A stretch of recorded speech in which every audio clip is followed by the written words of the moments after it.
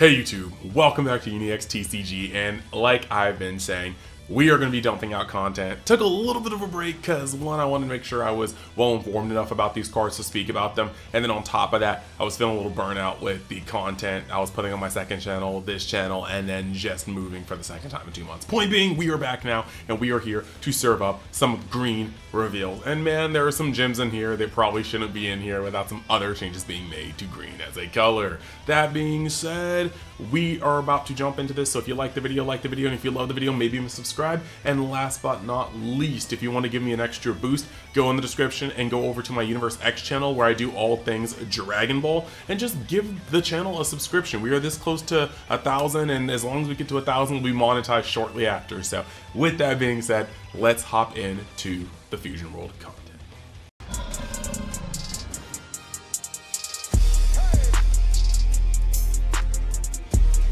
Alright guys, just another reminder that on the Patreon, we are going to have deeper Nats competitive prep dives for these leaders, as well as returning leaders. We're doing nationals testing nights 2 times a week, and we're really just going to jump in and try to get this going because I know I'm going to top at Nats, and I want everybody in the Patreon to have the best chance that they are going to possibly have at tapping Nats as well. So with that being said, let us get into these spoilers, yeah? So we have, I guess spoilers reveals more like, so we have this Yamcha. This Yamcha is a 1 cost 15k, 5k combo power, permanent your turn if you have a battle card with a cost of 3 or more in your drop. This card gains plus 5k power, and that's actually really interesting. A 1 cost 20k as like on your turn, as long as you have a 3 or more cost in your drop, which is very easy to do. You could literally combo on your leader swing to go up to 20 and then make this alive. So that's very interesting. A little bit of a rush down effect. I wonder how that's going to play out a little later. Then the next card we have here is Android 18. 1 cost 5k, 5 combo power. On play, look at 3 cards from the top of your deck, then reveal up to 1 card with a cost of 5 or less, and Android and special traits, and add it to your hand. Place the rest at the bottom of their owner's deck in any random order. This is very interesting. However, I do think there is something to be seen here, that Android decks are not fully Android decks. They're mostly Android decks, but not fully Android decks. There's human cards in there, there's sand cards in there with your Broly and whatnot, and you don't want to run the risk of playing too many cards like this, because these cards, these top 3 searches for specifics, are best when you have a deck that's like 95% one, or that you don't care about which cards you bottom deck. But in the case of androids, you are going to care very much if you bottom deck a Broly or a Destructive Strength on turn 1. It is going to suck. So yeah, you definitely want to be careful about what kind of deck you put these in. But as we get more and more android cards, this is probably just going to be such a move. The fact that it picks up android cards instead of Android 18 and 17 means that in a Cell deck, this actually may just be the move, because it's going to pick up your Cell Games Arena. It's going to pick up your it's going to pick up your Cell Games Arena. It's going to pick up like your Earth Strain Kamehamehas. It's going to pick up like a fair amount of things that aren't just your boss monsters. That is a whole nother thing, because this is 5 or less. It doesn't search super combos, which is wild because the Shin for Universe 7 definitely picks up super combos. So look, I think this is just kind of a worse version than the U7 Shin, mainly because Android decks tend to run non-Android cards as well, especially in their top end and their setup. So this isn't just picking up the same things, and it can't touch super combos. Next, we've got Master Roshi. On play, it's a 2 cost 10k power, 10,000 combo power. On play, add up to 1 card from your life to your hand, then choose up to 1 of your opponent's battle cards, the cost of 1 or less, and KO it. It's a Self-Awakener. We definitely need those in green, but, you know, I'm not sure if this has a place quite yet. We will see. But yeah, it is a Self-Awakener, and you are going to snipe 1 cost. But 1 cost is kind of weird. I kind of would have liked it if it sniped a 2 cost, but I guess taking a life, so gaining a card to replace it itself in hand and getting rid of a 2 cost body might just be a lot. Moving forward, you've got Krillin, 2 cost 10k combo power, and he's a blocker. And then on play, draw 1 card and discard 1 card from your hand. So he's got good combo value, and he is going to be a blocker. I think this is really just for sealed play. I definitely cannot see this guy being a good not sealed target. Like, there's just 10k and 2 cost. That's just too removable by pretty much every single color. Then we have the Cyberman. And the Cyberman is going to be pretty cool. 2 cost, 5k power, 10k combo power. When KO, choose up to 2 of your opponent's battle cards with 2 or less and KO it. Very, very, very, very flavorful because you're only destroying weenies. That is what Sandman's power level has amounted to. So realistically, yeah, it's not doing much. But then you got to figure out how to KO it because somebody might not just swing into this. It's a 5k, it can't actually attack. So there's a lot of things about that. And then we're going to go over to the next card, which is Yajirobe the Boy. Rest in peace, he just got nerfed in Sparking Zero. And in case you want some more Sparking Zero content, you can always go over to Universe X where I've uploaded plenty, and I'm going to keep uploading plenty. But back on topic, 3 cost, 15k power, 5k combo power, activate main, place this card into its owner's drop, choose up to 1 card with Great Ape in its special traits in the battle area, and add it to the owner's energy and rest mode.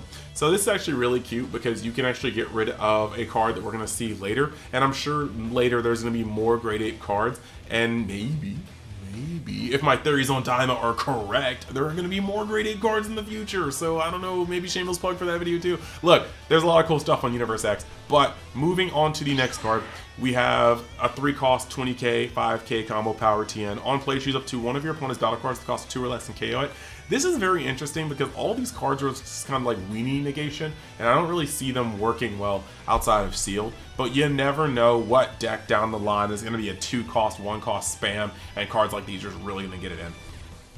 The next card on our list is Piccolo, and Piccolo is a 3 cost, 20k power as well, 5k combo power, blocker, and then when KO'd, if your leader is Piccolo, add the top card of your deck to your energy. I guess I'll just have to get into this as I see it. I'm not really liking this card because blockers are always weird. 3 costs are easily removed. 20k is very easily removed. However, at least when he is KO'd, you can ramp. And because he's a 3 cost, you can play him with 5-drop future Gohan, and he can be protected from being removed from the board, meaning that he has to be able to block and then get his effect. So in that regard, there are some better plays for him, but this is not the help that Piccolo needed to make him good. At least make this guy a 10k. Like, make this guy a 10k combo power. That deck is so star for combo power, so yeah. Now, we've got Raditz, a 3 cost, 25k, 5k combo power body. On play, if you placed a card into or from your energy into its owner's drop during this turn, add up to 1 sand and only non-Raditz card at the cost of 3 or less from your drop to your hand. So this is going to recycle cards like the SR Nappa that we're seeing and some of the other cards that we're going to get into a little later, but I think that's pretty cool. So if you bring this guy up with Vegeta's effect, he's going to go a little harder in terms of recursion, and getting all your cards back is a really good thing about this deck. We're going to go down into the Vegeta archetype a little later tonight, and you're going to actually see that firsthand.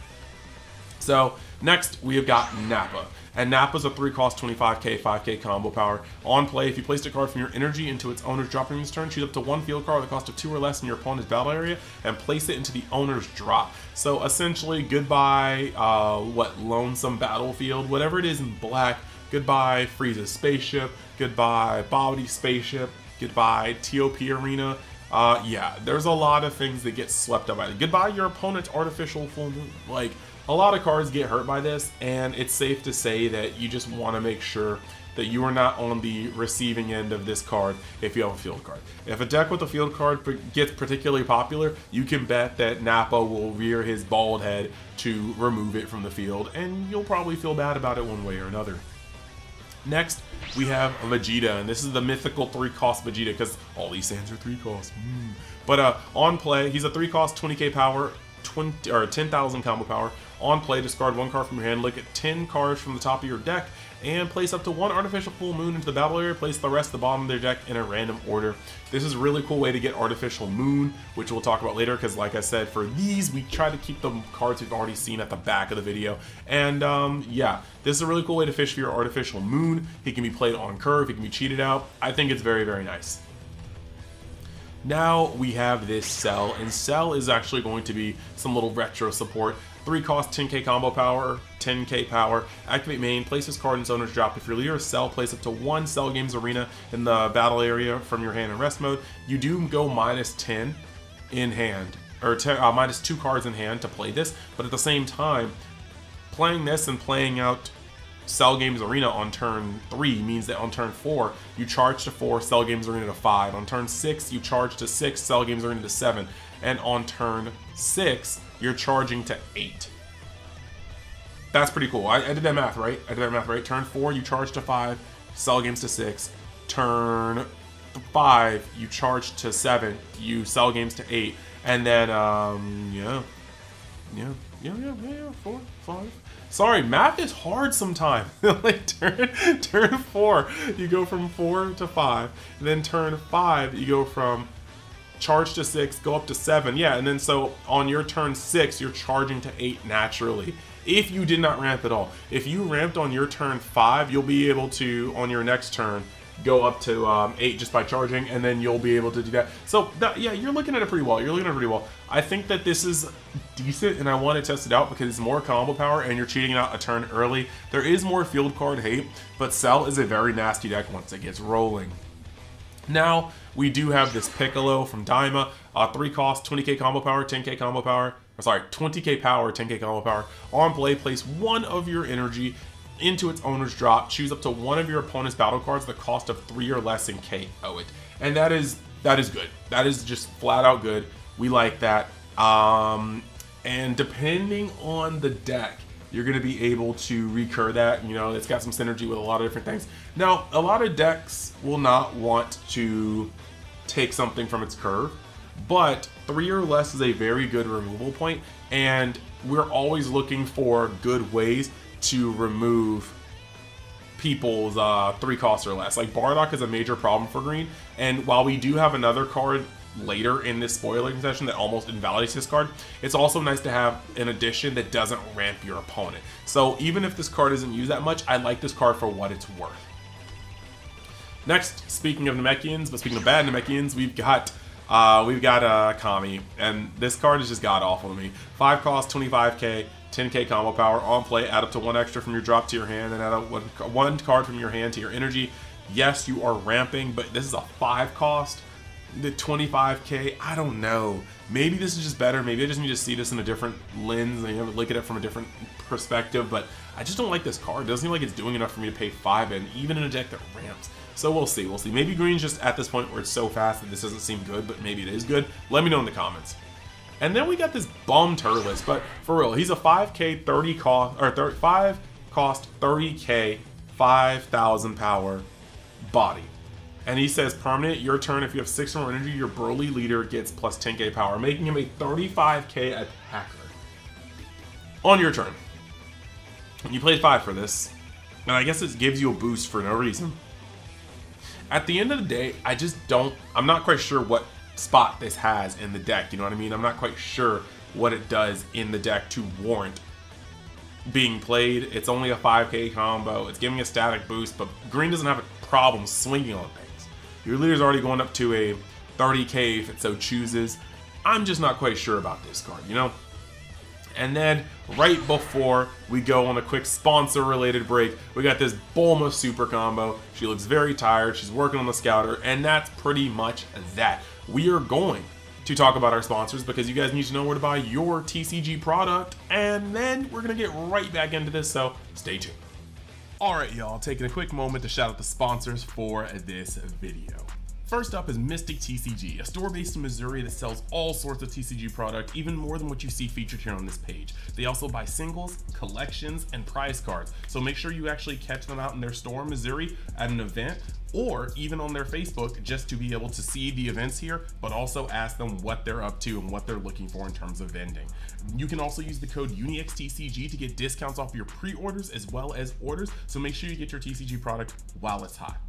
Then you have Eclipse Cards and Hobby based out of Texas, and if that sounds familiar, they did sponsor me with a box of Fusion World Set 1. But as you can see on this page, there is a plethora of TCG products that they are actually having for sale at their establishment. You can also even buy things that aren't just TCG products. As you can see on the screen right here, they hold their own locals, they hold their own events, and they are going out to more and more events. You can actually check their Facebook to see their schedule, as well as call and ask about their vending list. And at the checkout for their website, you can use the code UNI10X to actually get percentages off your pre-orders or your orders. So go check it out as well. And we're always up to all sorts of things in Universe X. So you can go down the description and check the link tree to find out about my other channels, my Twitch, or any other avenues that I'm creating content on. But if you want to go the extra mile, you can always go down to any description on any video and find my Amazon affiliate links. These products here will differ from video to video to cater to the audience in question, but it's just very easy to see something that you may like or be interested in, open it up and choose the style and or color that'll work for you.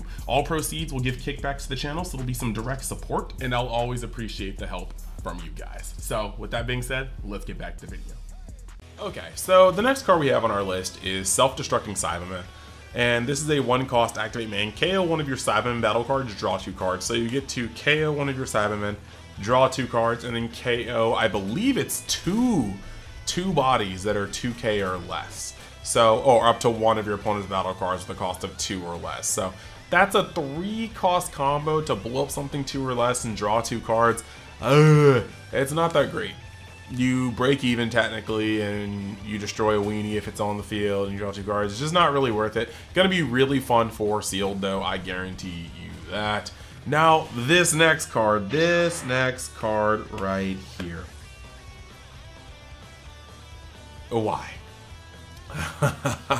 A Warm Greeting, 2-cost, activate main, draw 1 card, then choose up to 1 card with a cost of 4 or less in your opponent's battle area and add it to your owner's energy in rest mode. What the heck is this? Like, bruh. Anything that currently walled green as a color, like SR Jiren, no longer exists. This card immediately just looks at it and goes, yeah, whatever, I wasn't really trying to play with you anyway, and puts it back into the energy. We did not need this card in the game. I don't know why it's here, and frankly, it makes me mad. So yeah, this is the whole thing, and now we just have to live with it. This is single-handedly going to, just with its existence, bring like green into a higher echelon of power. And frankly, the fact that it cantrips is wild too. And just, yeah, this in 1 card, green didn't need much, but this in 1 other card has green looking stupid good. So next up, we got Invasion of the Sands, and this is activate main, play up to 2 sand-only battle cards with energy cost of 3 or less from your energy. This is wild, but at the end of the day, you can do this, and you would go down from 5 or 6 to, you go down from 6 or 5 to basically, yeah, 4 or 3. And then of course there are many ways that you can bring out other cards that you can kind of ramp. So there's going to be some cool things to do, but this is like interesting. I'm not sure if the deck needs Invasion of the Sands to work correctly. I do think this can be kind of rough because most of your cards ask you if you put a card from your energy to your drop, not if you put a card from your energy to the board. And this is not going to allow you to get the recursion that you would normally get using this archetype. So that's a little rough.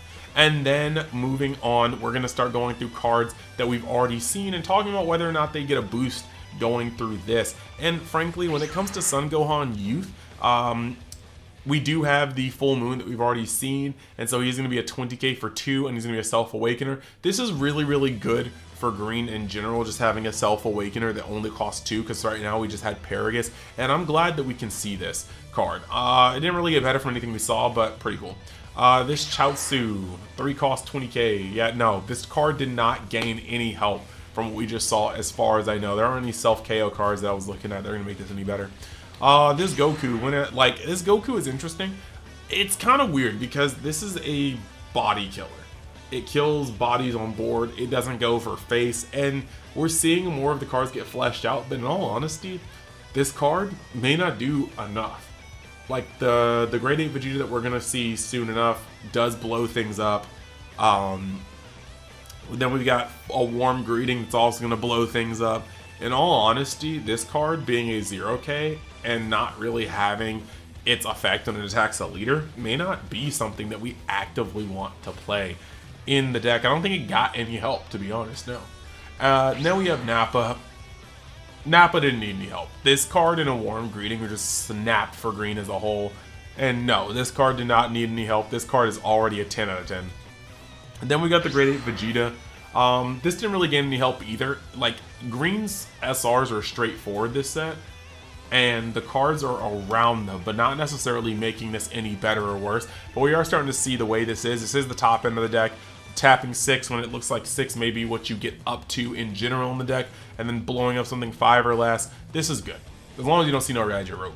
And then last but not least, we have Artificial Full Moon. If you have 4 or less energy and you placed a card from your energy into its owner's drop during the turn, add up to 1 card with a cost of 3 or more from your drop to your energy in rest mode. So you're really starting to see how this deck kind of recurs, and this is a great card to have on the board. Now the cool thing here is that if you charge to 6, you can then tap out to play Grade 8 Vegeta going from 6 to 5, and then you can then use your leader effect going down from 5 to 4, and this is going to trigger at the end of your turn to bring you back up to 5, so you can charge back up to 6. I think that's pretty tight. Or not charge at all if you don't plan to play another Grade 8. So I do think this is pretty good all in all. So yeah, and that is pretty much that. I really do think that this is really cool. I like this leader. My only fear is that there are 2 cards in this deck that could just be better in every other green deck that doesn't have the normal restrictions. A Warm Greeting really does start helping your early game removal for threats like Bardock 3-drop, things like that, that would normally just kind of end green's existence, or mid-game drops like Jiren 4. And then on top of that, you've got Nappa himself, which is pushing damage via 30k body, doing exactly what you want it to do at the beginning of the game. And so that all in all makes me feel like Vegeta isn't a bad deck. It just may be overshined by the already good green strategies, but we have yet to see. Let me know what you guys think in the comments, and we are going to also drop another video going over Vegeta's archetype, so we can do blue and green today. Tomorrow I'll be doing yellow and black, and they will be up much earlier. I'm just trying to make sure I have everything and my ducks in a row. So thank you guys, and I will see you in the next video. Later, like only a little bit later.